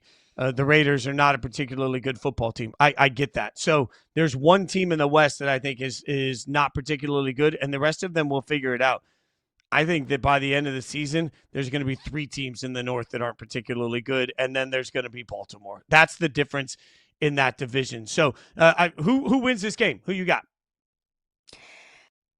I'll take Kansas City. I will take a little bit of Patrick Mahomes magic. Spicy. I have been awfully concerned about Derrick Henry's ball security. And I know Derrick Henry is still Derrick Henry, and I would take Derrick Henry with the fumbles all day just because of the threat that he poses. And we saw week 1 what he can do on the ground, even in a losing effort to the Buffalo Bills. But still, I mean, like, you have to take care of the football. If we can't trust you to hold on to the ball, what can we trust you to do?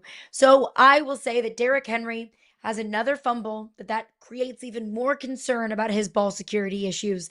And Kansas City's able to take advantage of it. I'll take Kansas City. I think the Ravens offense is just too much for Kansas City to try and keep up with. And without everybody healthy on the field, I don't see how Kansas City can generate enough points. I think the Ravens win. This is going to be an interesting game, though, because you're looking at 2 teams that should be playing with the thunder of the gods with their backs up against the wall. It is rare to get early season desperation out of an NFL game. I think you're going to get that level of fire from both of them. So that is Can't Miss TV. Can't miss a show coming up next because we've got superstar guest time. Jayson Tatum going to join us next. We'll talk all things Celtics, all things recovery. Have a little fun with him next on Yahoo Sports Daily.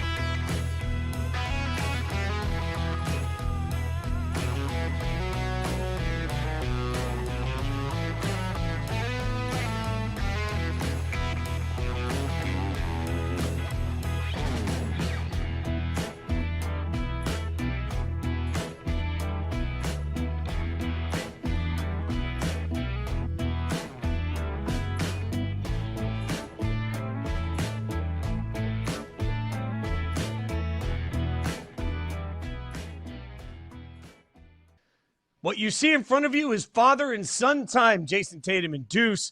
We don't have Deuce on the show. I'm not gonna lie to you, but we do have Celtics superstar Jayson Tatum hanging out with us right now. You guys know him, you guys love him, and he joins Yahoo Sports Daily, 6-time All-Star NBA champion. I love that you get that opportunity. Deuce spotting you in the gym. Is he helping you work out, buddy?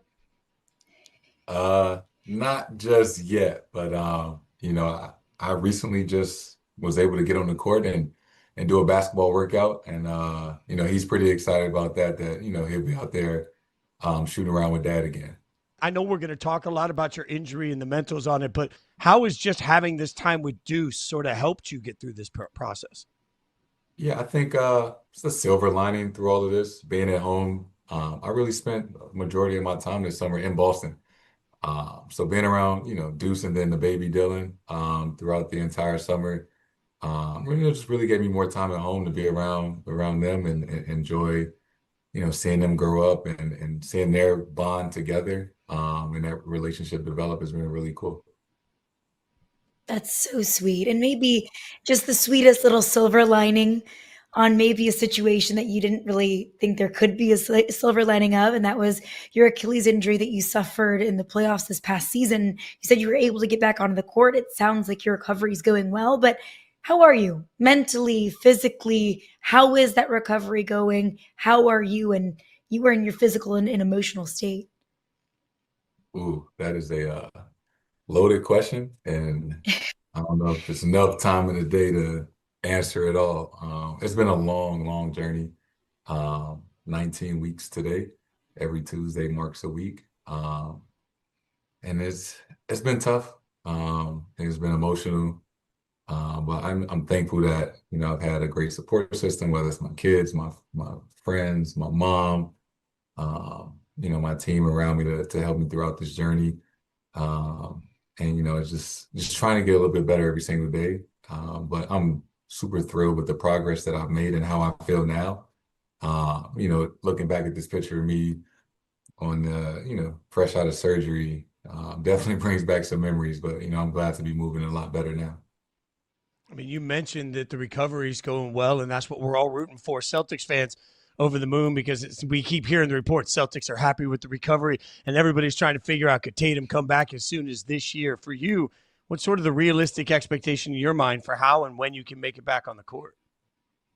No, the most important thing is making a full recovery. This rehab process has been a long one. Part of why we're here is to talk about my partnership with Vertex Pharmaceuticals and, just throughout the journey, right? There's so many different phases of rehab.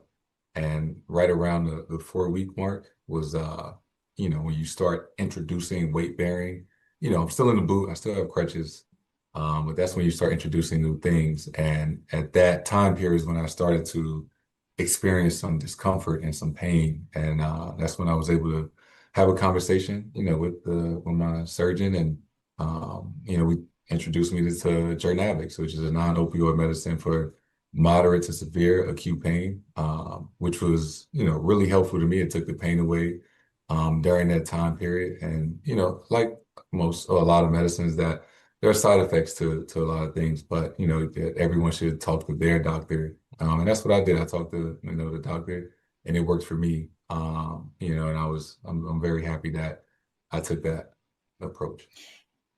You mentioned it's a journey, and unfortunately, this is the longest recovery journey that you've been on in your career. You missed a couple of games early in your Duke career, but nothing like this process that's ahead of you now. What do you think you've learned about yourself as a person, as a player, as you move throughout your recovery journey? I think, a lot of people will, talk about, working hard and pushing through things. And those things are true. And, people can feel that way. And, I did feel like I worked really hard throughout my career and fought through some adversity. Adversity can look different, right? Losing in the conference finals, losing in the finals, like I had to fight through that to ultimately win a championship. This has been unlike anything I've ever experienced, because it's like starting over and really having to challenge yourself every single day. The mental part has been much tougher than the physical part. Days when you want to give up, days when you don't feel like can do this anymore. Really just challenging yourself, not to look too far ahead. I think that's been the best thing that I've learned about myself, which is really, as cliche as it may sound, is just taking it day by day. How can I get better today? How can I feel more confident today than I did yesterday? And that's really kind of helped me throughout. And whenever we see an injury like that, as fans and people who cover sports, your injury or injuries that we see across different landscapes, across different sports landscapes, my heart just goes out to them for those exact reasons, that it is so challenging as a person, as a competitor, to get through this. But you aren't the only one, unfortunately, who's suffered an Achilles injury. So Tyrese Haliburton go down. We saw Damian Lillard go down. Have you been able to kind of reach out to them and had a little kind of counseling group, and how have you guys helped each other through these processes? Yeah. The guys I've talked to the most is Dejounte Murray, who tore his, I want to say, in January or February. I talked to Dame. I talked to, Tyrese. You know, we all had the same injury, just at different stages, right? And so I've been in communication with Dame and Dejounte because they're ahead of me of like, hey, how did it feel when you first got out of the boot? How did it feel when you first started walking? How did it feel when you first got back on court? Those guys have been helpful. Tyrese as well. He's a few weeks after me, but yeah, we've all been talking throughout the process, just essentially rooting each other on, right? We all want the best for each other because we're in the same boat. And we all feel for one another because we can attest to exactly what each one is kind of going through right now. I mean, Jason, that's a lot of stars you just mentioned, like superstars in the league that are all dealing with similar sorts of injuries, which takes me back to the playoffs when there were some loud conversations about what does the league need to do about this, and so many of you are impacted. What would you say as someone that suffered this injury to some of that conversation? Is there an issue that the league needs to take a look at? And so again, I think every situation is different, right? Dame had the blood clot, right, in his calf, and Tyrese had a calf strain. Whereas me and I talked to Dejounte, we're feeling healthy, we're feeling really good. So the conversations that I've had and the questions that I've asked specialists and doctors, there's no like specific reason why. It's kind of an unlucky, situation, which is unfortunate. That's not what you really want to hear after you get injured, because you're like, what could I have done to prevent this? Or, was my tendon not strong enough? And, all the signs point to like you did everything you were supposed to. You just kind of were unlucky. And that was kind of a tough pill to swallow. All right, so you've talked to some of those players. We also know you talked to your childhood buddy, Florida Panthers wing Matthew Tkachuk. He's also going to miss the start of the season with the torn abductor muscle wildly, but he just notched his second Stanley Cup title. So two kids that grew up together. One's got two titles. You've got one. Is there trash talking going? Different sports, I know, but is there a little trash talking going between the two on levels of success? Trash talking, not at all. Two different professions, two different sports. But two kids from St. Louis that went to middle school and high school together for a little bit, that I could not be happier for. Special guy, special player, great person overall, and nothing but love and respect for Matt. And couldn't be happier for his success. I hope he wins, as many as he possibly can. Hope you two shared plenty of toast ravioli and emos together after celebrating your respective championships. Your teammate, Jaylen Brown, he said on a live stream, talking about kind of all the new faces, some faces, familiar faces that may have left the Boston franchise, new names and faces that are coming into the team. So how do you feel about this Celtics team and your guy, Jaylen Brown, holding down the fort in your absence this season? I think it's a unique opportunity. You're right. I'm gonna miss at some of the season, right? Especially the start. We don't have Drew anymore. We don't have Al. We don't have KP. So yeah, our team is definitely going to look different, but we still have the core, a core group between JB, Sam, Peyton, D White, guys that were there that we won a championship with. Um, and it's a new team. Yeah, it's a um, new chapter per se, and I think everybody's excited for the opportunity. Uh, everybody's going to have a little bit bigger role and a different role, and I think that happens throughout your career. Teams don't always look the same year in and year out, and that's part of it. And I've seen these guys in the gym this summer working their butts off, and I couldn't be more excited about what's to come, especially just with wearing the Celtics uniform. We have a standard that we uphold regardless of who's on our team, and we play to that. You're one of the greatest players in the world, and you said something on a podcast that caught a lot of attention. This is the quote. I will say anybody that don't have MJ, LeBron, and Kobe in their top 5, I have a hard time listening to, which, by the way, is absolutely fact. But you only give us 3 of the 5. So, Jason, come on, man. Who are the other 2? Like, you said top 5. You only gave me 3. Who are the other 2 players we're missing in Jayson Tatum's all-time top 5? Yeah, it's fun. I've seen that kind of resurface. That podcast was like maybe 4 or 5 years ago. And I think it's subject to change. There's so many all-time great players. You got Magic Johnson, you got Kareem, Bill Russell. The top 5 I have, it's tough.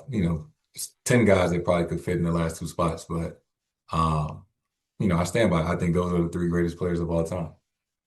Yeah, I love the nuance to that answer. You're 1,000% right. As you mentioned, you're joining us with Vertex Pharmaceuticals. I know you talked a little bit about it, but tell everybody what it does and why it's really helped you.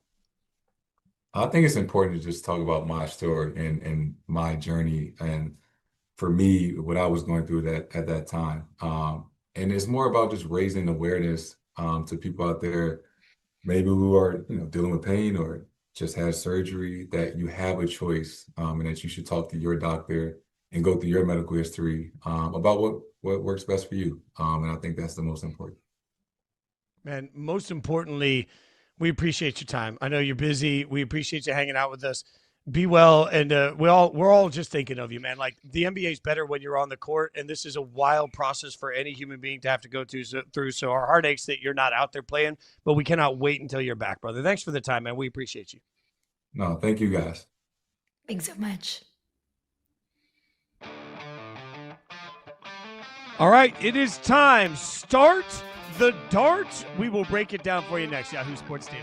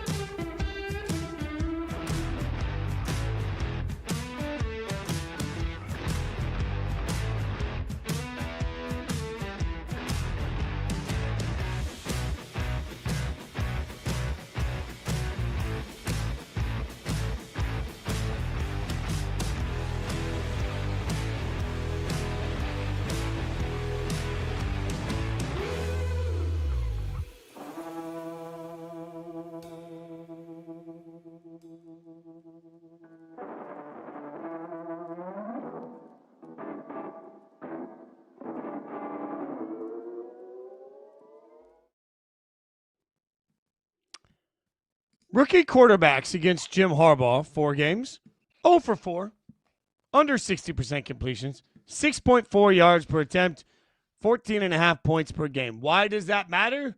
Because he will be facing a rookie quarterback on Sunday, as we now know that it is time to start the Dart. It's a Darty party. We can go on and on and on. Jaxson Dart is the new starting quarterback of the New York Football Giants. Caroline Fenton, I'm Jason Fitz on Yahoo Sports Daily. This news came in yesterday that he will now be the starter. Russ is back to the bench, or I should say headed to the bench. Week 4, why now, Caroline? Well, the optimist in me says Jaxson Dart is ready. His development is complete, and now what's left is that he needs to see real game action, and he gets that opportunity to do that. And Brian Daboll is so encouraged about what his young quarterback can bring his team. That's what the optimist in me says. And look, there's a realm of possibility where that is true, where Jaxson Dart is ready. It's about time.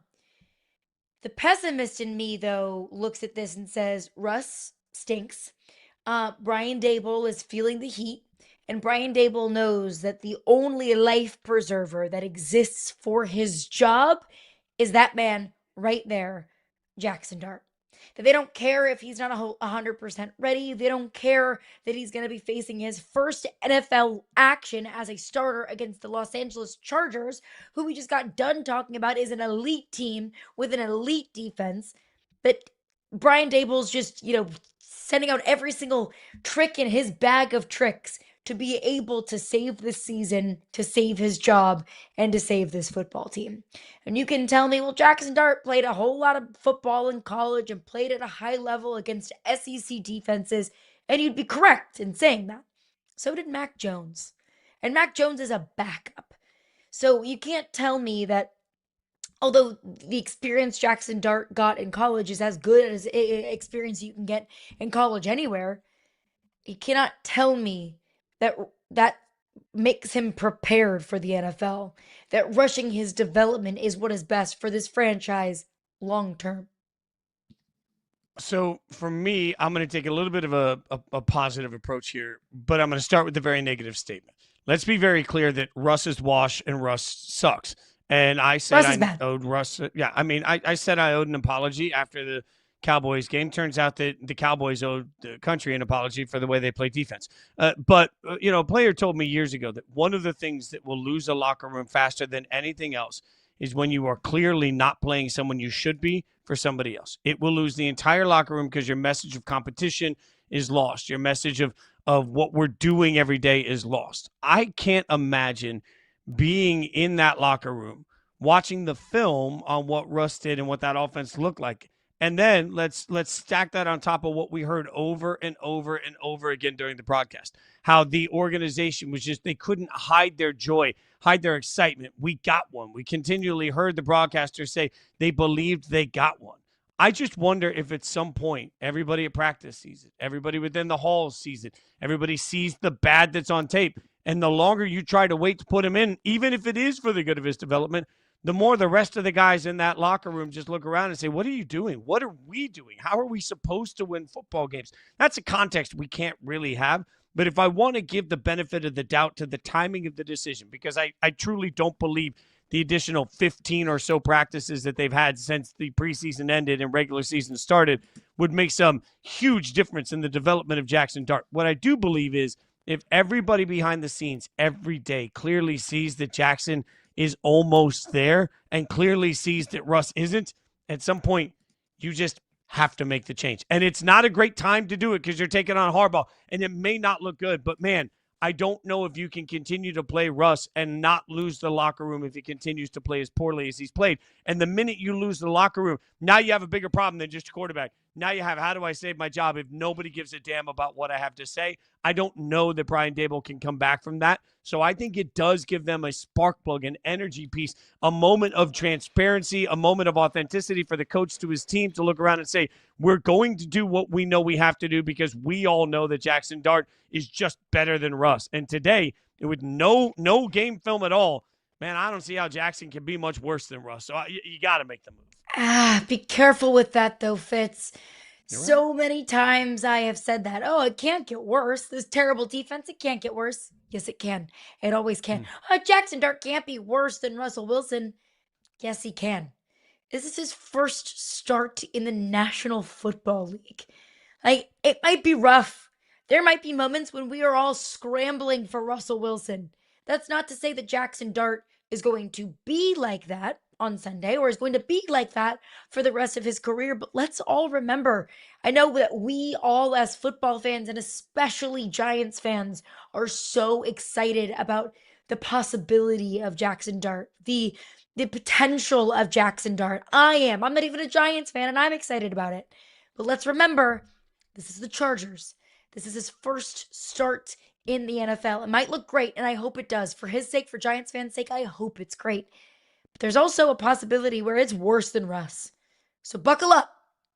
No, I hear that. Like, I'll put my fan hat on. If Jaxson Dart was the quarterback of my favorite football team, and if Jaxson I'd be Dart, juiced. Russell Wilson were my options as a Raiders fan today, just the fact that Jaxson Dart, like one of my buddies texted me yesterday, the minute it got announced, he's a lifelong diehard Giants fan, and it was LFG exclamation point. I do think that there's some energizing moment for the fan base too, where you're like, man, now they saw enough in the preseason to wonder, to have a little hope, and so I feel that. Like, I want this to be wildly successful because, frankly, I think Jaxson Dart can be that guy. I want to believe, based on what we saw in college, like, and look, this is where we'll put our college football hats on for a second. We all know that Lane Kiffin quarterbacks don't particularly do well in the NFL when they move over. I just don't know that narrative applies specifically to Jaxson Dart. Like, I think that's why the Giants have been telling you since the day he was drafted about how good his board work was, his whiteboard work, because at some point they're trying to tell you, hey, he has better understandings and better concepts. And if that's the case, he can be successful. The question is, what's this mean for Russ? Like, I will plant this flag. Russ is washed. Russ is not a starting quarterback in the NFL, but Russ is a pretty darn good backup. And I don't think that anybody's going to call and the Giants are going to move off from him. I think the Giants and Russ had to know coming into the season that this was an inevitable possibility at some point. All that's happened here is it happened a little earlier. So now Russ has got to be Russ. He's got to be ever the positive. I'm going to be the best guy in the locker room. Like, all that cheese is going to mean that he now needs to be the cheesiest, biggest cheerleader in history for Jaxson Dart. I don't think there's any chance that anybody is trading for Russ. I don't think there's any chance that the Giants are willing to trade him. I think that what's real is Russ is just going to sit there on the bench for the Giants for the rest of the year. Well, you know who the cheesiest, biggest cheerleader for Jaxson Dart is going to be, Fitzy. It's going to be Jameis. And I can't wait to see Jaxson Dart's first, touchdown pass as an NFL quarterback, and Jameis Winston gives him a big old hug. Oh, I'm excited just thinking about it. But yeah, I'm with you. I don't know what Russell Wilson's future in the National Football League looks like. I know, though, that I think Marcus Mariota is probably a better option in Washington than Russell Wilson. I think Jake Browning, as stinky as that Bengals offense looked on Sunday, is probably a better option, or at least Russell Wilson isn't an upgrade over Jake Browning. That right now, Russell Wilson is what he is, and he's not a very good starting quarterback in the NFL. And I'm saying that 2 weeks removed from a career game for Russ. I think now, though, we can say that's probably more about the Cowboys defense than it is about Russell Wilson having that Super Bowl caliber quarterback Russell Wilson still inside of him. Russ is done. Russ is washed. I don't think Russ has much of a future in the NFL. I surely don't think that he has a starting job anywhere out there for 31 other teams in the NFL. I also don't think all of us screaming he's washed is extra motivation, because we've been screaming for a year and it hasn't motivated him out of the sea of suck. Speaking of the Cowboys and their defense, the matchup of the weekend in the eyes of many, the Micah Parsons revenge game. He returns to Dallas. I'll tell you why I think maybe that's going to have Dallas amped up next on Yahoo Sports Daily.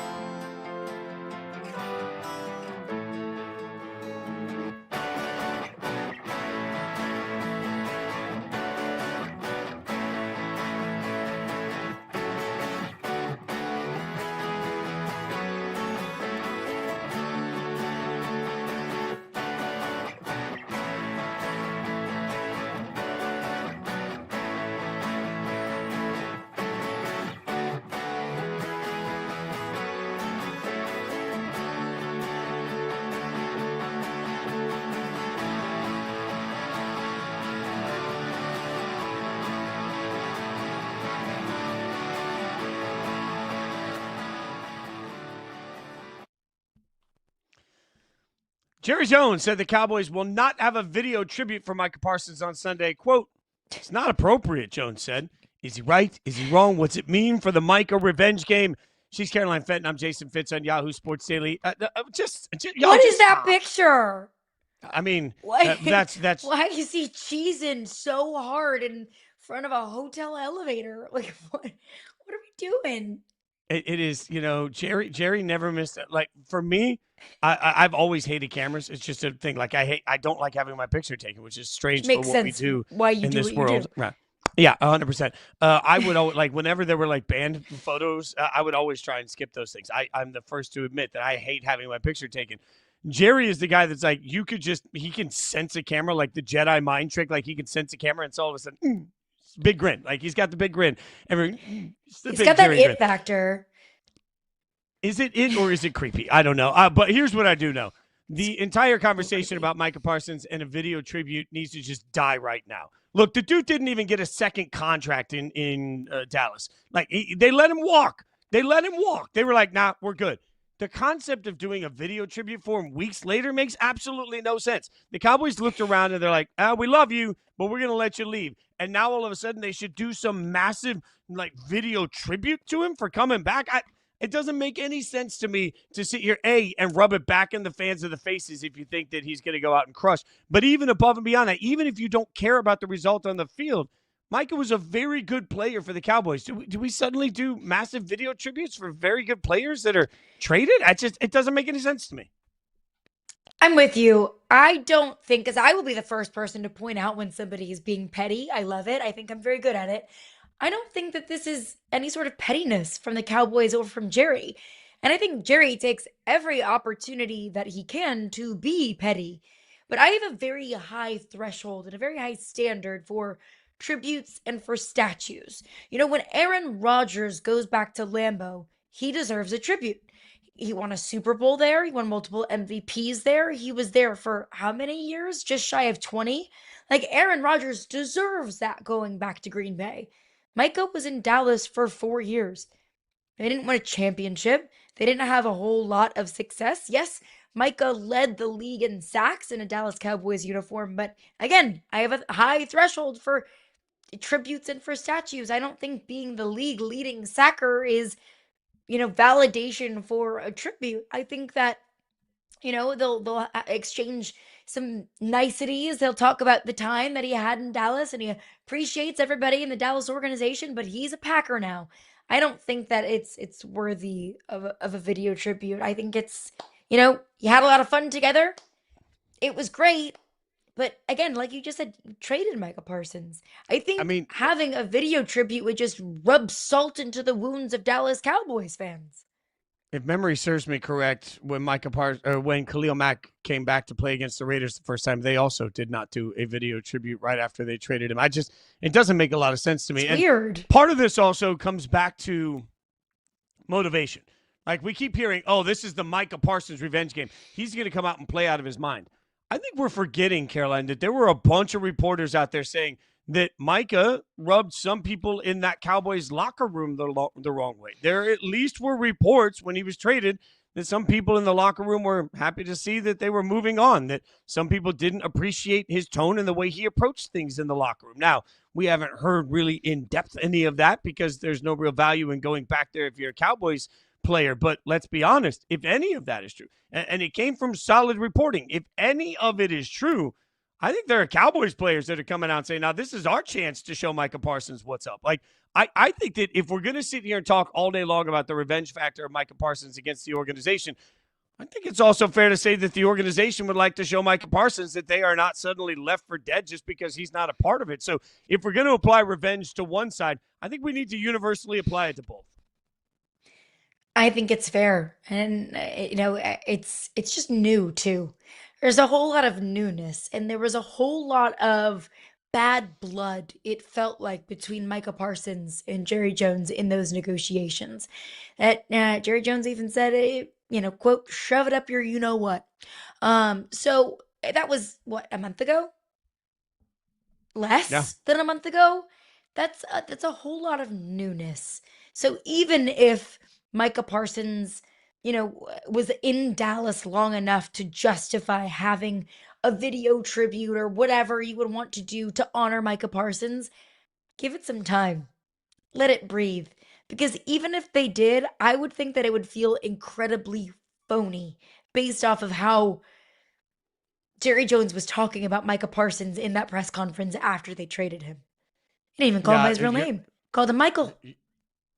you're right. And talked about his deficiencies in stopping the run, right? The hard part about this game is that I would love to be seeing 100% of the Cowboys against 100% of the Packers, but it's the NFL. We never get that. So, the loss of CeeDee Lamb is particularly damning for the Cowboys and their ability to move the ball against the Packers. Let's be honest. George Pickens now becomes their number one, and he's capable of being a number one, but this offense really thrived when Pickens was the best number two that you could see in this situation. CD could be what he is, and that also helped free up the running game. So I think it's going to be a little tougher for the Cowboys offense. And the hard part for the Cowboys is they're built to win one way.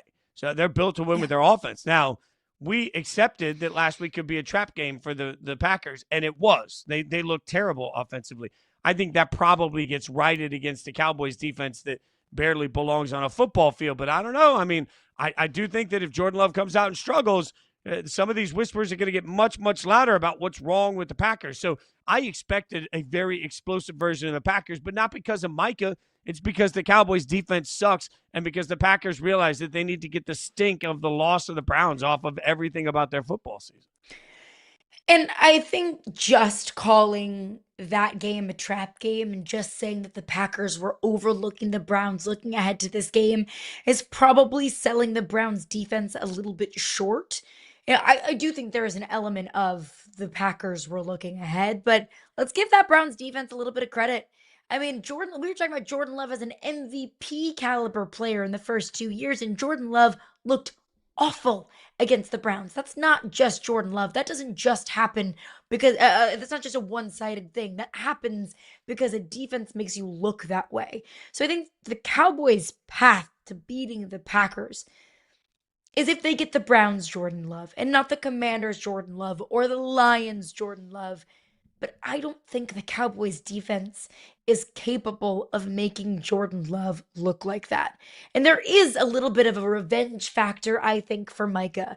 I think that Micah is probably chomping at the bit and salivating at the opportunity to prove everybody in the Cowboys front office wrong, to just rub Jerry Jones's face into all of it.